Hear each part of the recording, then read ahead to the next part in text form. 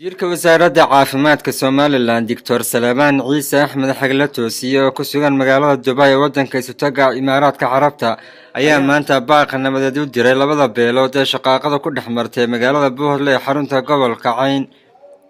wasiirka ayaa ka digay in la siyaasadeeyo dagaalkaasi waxaana uu ku baaqay in nabad lagu soo dabaalo isla markaana faragelinta laga daayo dhimatayna in Ilaahay u naxariisto inta dhaawacana Ilaahay caafiyo.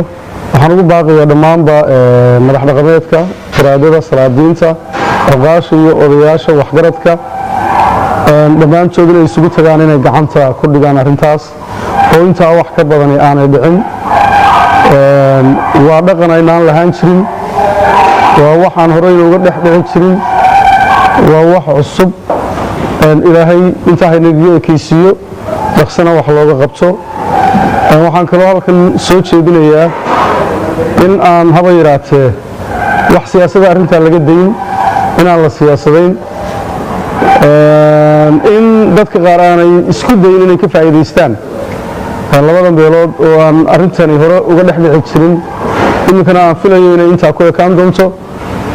xukuumad ahaan haddaanu nahay Somaliland aad iyo aad baan uga xunahay dadka iyaga istilay. anigoo ah wasiirkii ka soo jeeday Buurle iyo deegaankaas kuna hadlaya afka xukuumadda Somaliland aad iyo aad baan uga xunahay arrintaa dhacday. labada beelood ee walaalaha istilayna xukuumadda Somaliland dhexda u tahay. waxaan qayb weyn ka qaadanaynaa in la nabadeeyo iyo in la heshiisiyada. waxaan kale oo aad iyo aad uga digaynaa ama u sheegaynaa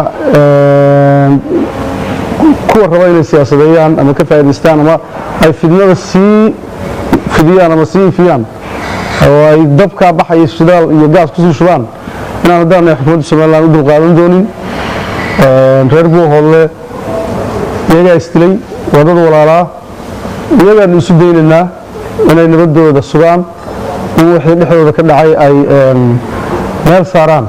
waxaa waxa ay nooga baahdaan arrintaa u suurtagelinaysa odayaasha dhaqankana waanu ku caawinaynaa, waana la garab taaganahay.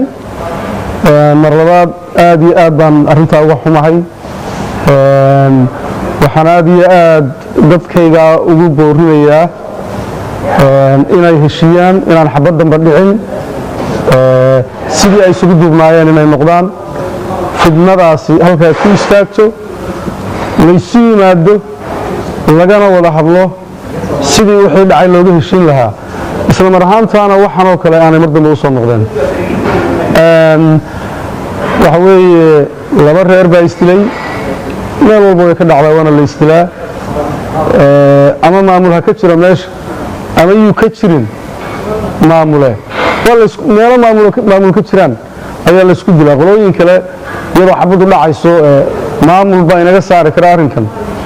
waxaan ka jeclaa inay arrinta xabad joojin ku baaqaan, markay dhammaatana ay ka hadlaan wixii xal u noqon karo inaanay soo noqon.